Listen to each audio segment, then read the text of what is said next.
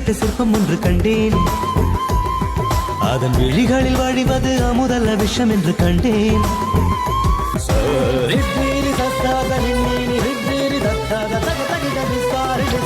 ஆணுக்கு எழுதிய இலக்கணம் உன்னிடத்தில் கண்டேன்.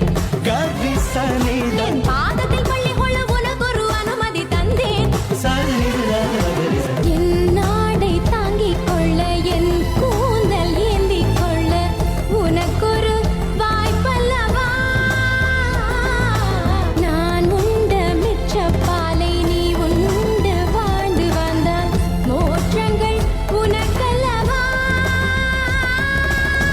வானம் வந்து வளைகிறதே, வணங்கிடவா.